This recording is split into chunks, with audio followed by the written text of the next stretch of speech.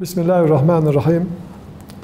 1977 yılında Güneydoğu Anadolu Projesi olarak isim alan GAP, 27 Ekim 1989 tarihinde GAP Bölge Kalkınma İdaresi Teşkilatı'nın kurulmasıyla fiilen başladı. 32 milyar dolar bütçeli Güneydoğu Anadolu Projesi, üzerinden 40 yıl geçmesine rağmen ancak %40-45'lik kısmı tamamlanabilmiştir. Güneydoğu'nun refah düzeyini yükseltmek, bölgeler arası kalkınmışlık farkını gidermek, ülkenin enerji ve tarım ihtiyacını karşılayabilmek amacıyla hayata geçirilen projenin hala tamamlanmamış olması ciddi sorun işaretlerine neden olmaktadır. 2016 yılında dönemin ilgili bakanı tarafından GAP'ın 2019 yılında tamamlanacağı ifade edilerek 2014-2018 yılları arasında yapılması gereken projeler için toplamda 51,7 milyar TL bütçe ayrılmasına rağmen proje hala bitirilememiştir. Sayıştay denetçilerinin tespitlerine göre planlanan projeler bütçe harcanmasına rağmen bitmesi gereken 208 projeye hiç başlanmamıştır. Güneydoğu Anadolu Projesi tamamlanmış olsaydı 3.800.000 kişi istihdam edilecek, 1,8 milyar hektar arazi sulu tarıma kavuşacak, ülkenin enerji ihtiyacı karşılanacak ve tarım konusunda kendi kendine yeten bir ülke olacaktık.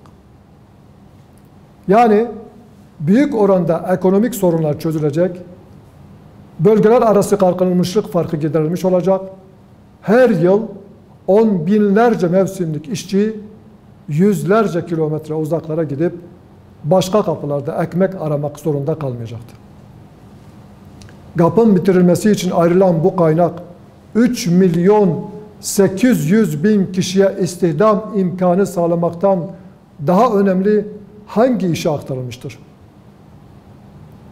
Belli ki memleketin kalkınmasını istemeyen bir irade bu projenin bitmesini istememektedir. Mecliste grubu bulunan bütün partileri bu konuda göreve çağırıyoruz. Bir meclis araştırma komisyonu kurulmalı ve engel olan zihniyet açığa çıkarılmalıdır. İstanbul Sözleşmesi uygulanmaya başladığı günden beri her yıl artan kadın cinayetleri ve artan aile içi şiddet vakaları ile birlikte anılır hale gelmiştir. Sözleşmenin kendisine ve uygulama kanunu olan 6284 sayılı kanuna yönelik gelişen toplumsal itiraz sonucunda hükümet, sözleşmeye atılan imzanın geri çekilmesi yerine küçük bir açıklama ekleme ile yetineceğinin işaretini vermektedir. Kapalı kapılar ardında yapılan çalışmada toplumsal beklentiyi karşılamak yerine Avrupa Konseyi'nin onayının gözetileceğinin anlaşılması beklentileri boşa çıkarmıştır. Değişiklik kapsamında sadece cinsel yönelimi içeren 4. maddeyle sınırlı kalması, şiddet üreten mekanizmaya dönüşen 6284 sayılı kanuna dokunulmayacağı anlamına gelmektedir.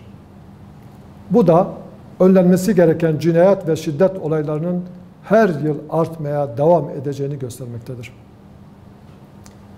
Toplumda yaşanan tahribatı önlemek ve beklentileri karşılamak için kapalı kapılar ardından değil, toplumu en geniş manada temsil eden kurumlar ve konunun uzmanlarıyla birlikte geniş bir platformda daha kapsamlı bir çalışma yapılmalıdır. Milletimizin değer yargıları Avrupa Konseyi'nin değer yargılarından farklı olduğu bilinen bir gerçektir. Dolayısıyla bir hassasiyet gözetilecekse bunun Avrupa Konseyi değil, milletin ahlaki, manevi değerleri olmalıdır. İstanbul Sözleşmesi'nin tamamı masaya yatırılmalı. 6284 sayılı kanun da milletin değerleri doğrultusunda revize edilmelidir. 2020-2021 eğitim öğretim yılı 31 Ağustos itibariyle uzaktan eğitimle başladı. Ancak devam eden süreçte özellikle canlı sınıf üzerinden derslerin yapılamadığı, altyapının tamamlanmadığı ve derslere katılımının çok düşük olduğu görüldü. Canlı sınıf üzerinden ders yapılabilmesi için ülke geneli güçlü bir internet ağına, tablet, bilgisayar ve akıllı telefonlara ihtiyaç vardır. Özellikle kırsal kesim ve dar gelirli ailelerin bu imkanlara sahip olmadığından canlı sınıf sisteminin temel eğitim sistemi olarak kullanılması da mümkün değildir. Devletin bu sistem için gerekli desteği sağlamadığı ortadadır. Geçen yıl olduğu gibi bu yıl da canlı ders sisteminde mevcut şartlarda yeteri kadar verim alınamayacaktır.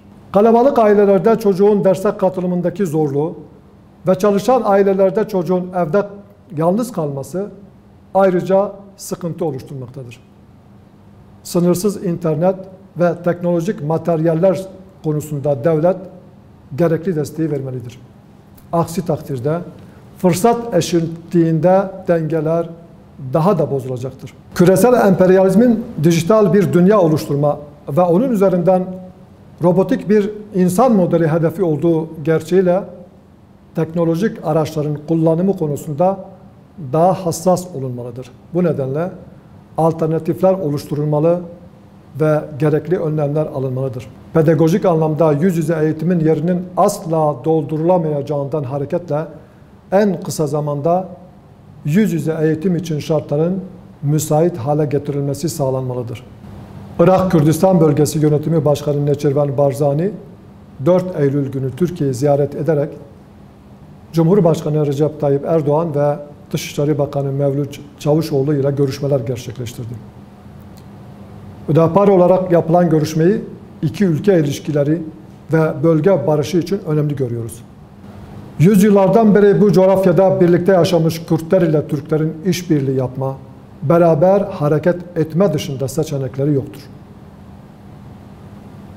Bu nedenle iki ülke arasındaki ilişkiler konjektürel olmanın ötesinde yüzyıllardan beri birlikte yaşamış iki halkın adalet ve kardeşlik üzerine inşa edilmesi gereken uzun soluklu bir ittifak şeklinde olmalıdır.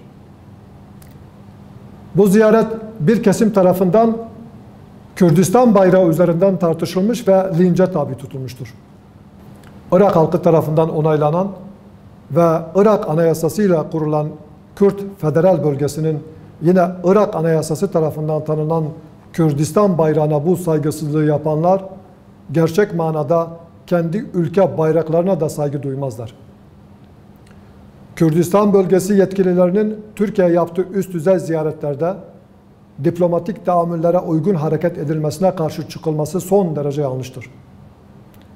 Kürt karşıtlığı üzerinden Kürtlerin herhangi bir bölgedeki meşru kazanımlarını bir tehdit olarak görmek hastalıklı bir anlayıştır.